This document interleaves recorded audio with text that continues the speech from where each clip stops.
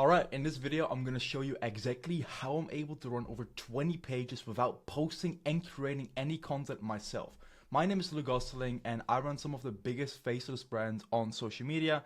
I run this page called Opus Reality with almost 1 million followers, and I run Mindset Raptors with 1.3 million followers.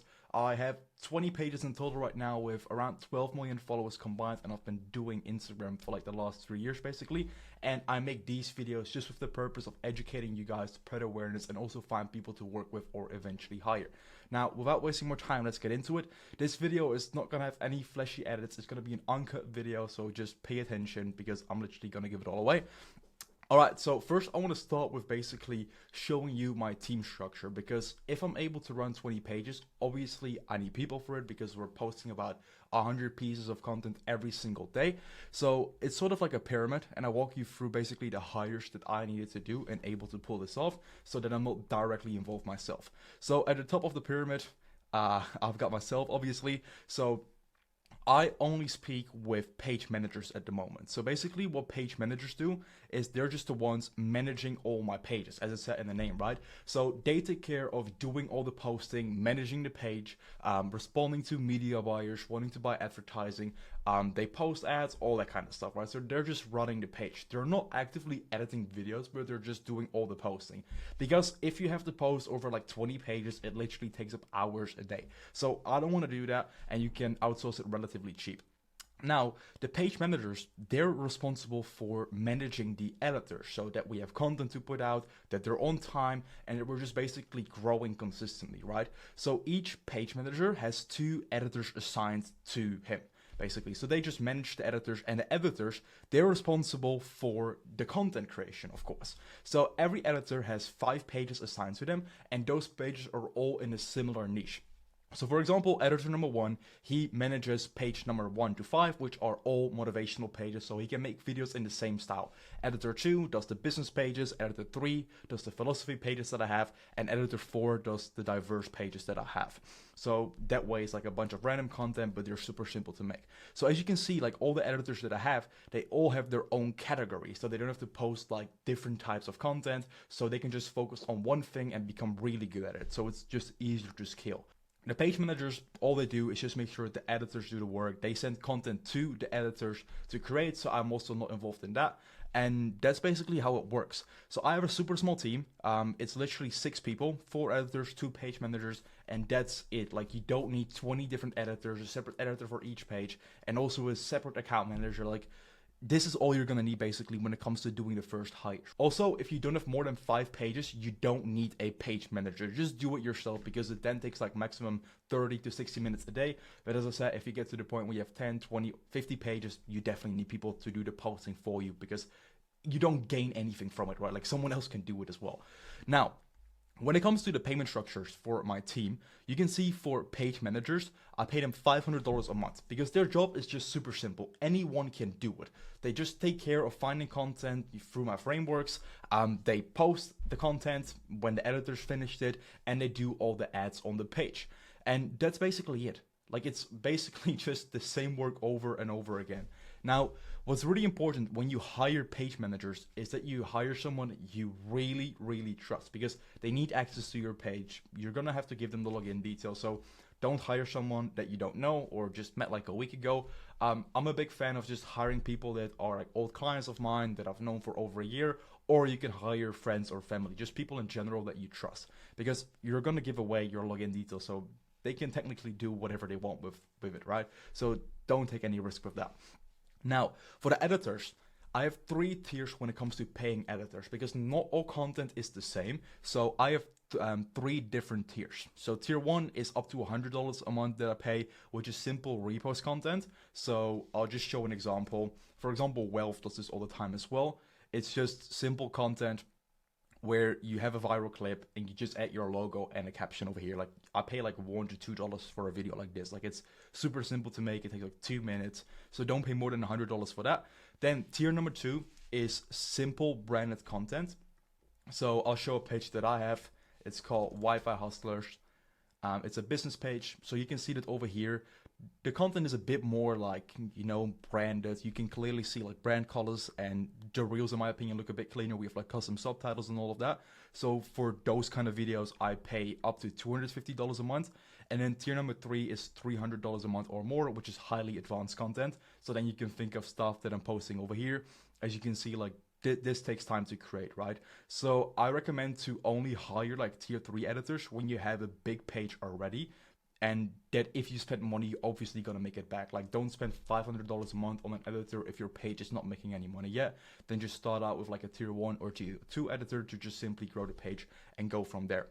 Now, in order to make sure that my editors are always on time and that they actually do the best they can, I have a performance bonus. So every editor has performance bonuses. For example, what I do is every single video with over 1 million views that they've created, they get a $50 bonus. So for example, if they've created 50 videos for me that month, 3 of them hit more than 1 million views, they get $150 bonus, right? So that way you keep editors incentivized to, you know, do the best they can, because then they also get paid for actually the work that they deliver. If you don't do this, what can happen is that the content creators get like lazy. They're not on time anymore, and they don't really have a reason to make the best content they can. But if you do those bonuses, from my own experience, it's just a lot better, and your pages will grow faster as well. So now you're probably going to think, well, how can I actually hire the right people? So when I hire someone, there are 3 main ways to do it, in my opinion. Number 1 is outreach on Instagram. And if you have a big page on Instagram already, you'll probably notice that a lot of people will reach out to you with like, hey, are you looking for an editor? I can create videos for you, all that kind of stuff. So you will find a bunch of pages over there. If you have a smaller page, what you can do is that you can just simply reach out to pages that, in your opinion, have good content, and you can ask them if they want to edit for you. Then, what I think is also super overpowered is if you go into free Instagram communities or even paid communities. So there are a bunch of Instagram guys out there that have free communities that you can join. You can network with other people in there. You can make like job posts and all that kind of stuff. So over there, you can find a lot of editors as well. Usually when I hire, I just make a job application inside my own community, and from there I can basically find people. Or the final thing that you can do is you can go to Fiverr or Upwork, just like online hiring platforms. But I'm not the biggest fan of it. I always go with someone that either reach out to me through Instagram or through paid communities or free communities. Now, when you found someone, it's really important that you do a training or test period. Because the thing is, when you hire someone, they don't know exactly how you work, what kind of content that you want, and basically everything that they need to do. So what's really important is that you give them the right training materials and that you provide feedback. So what I always do is I have a 7-day trial period whenever I hire someone, and basically they have to go through all the tutorials that I provide, and you know, I tell them what to change, what's good, what's not, so that way they can develop the exact content style that I want, that I know goes viral, so then, you know, they can stay with me long term.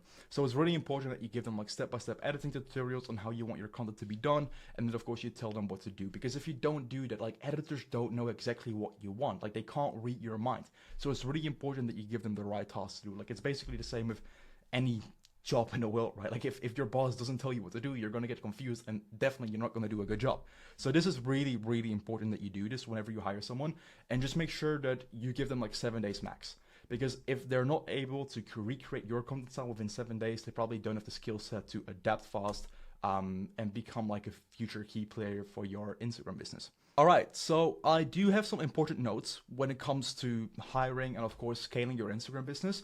So it's really important that you just go with 1 page at a time. Like, obviously right now I'm at the point where I have 20 pages to manage, but it didn't happen overnight, right? Like, it took me 2 years to get to that point. You know, it was just growing 1 page myself, then growing another one, then I hired someone, and I just basically kept going like that. And then I bought up pages, I started growing other ones from scratch, and I just did it 1 page at a time. So don't try to like instantly hire 4 or 5 editors on 20 pages, because it's going to get you burned out. Like, you need to know exactly what you're doing first and do it step by step.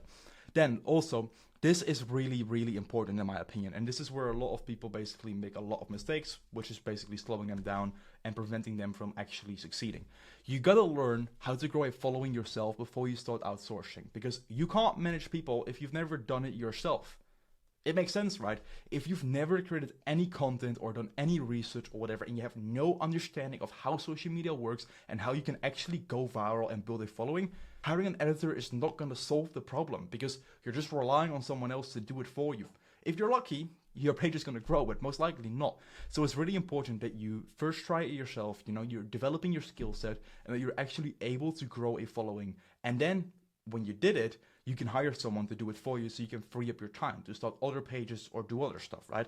But don't just hire someone from the start without any knowledge at all, because it's just basically gambling whether your editor actually knows what he's doing or not. Then, I talked about this earlier as well, hire and fire fast. Not every editor fits your style or has the potential to become an A player. So this is why it's really important while you have a 7-day trial. If they're too late with content, if they're not adapting fast, or they need ages for revisions, they're not the person that you want to have in your business. So it's really important that you just hire and fire fast. There are tons of editors out there that you can hire for your business. So don't try to just stick to one editor because you think you can't find someone else. You can.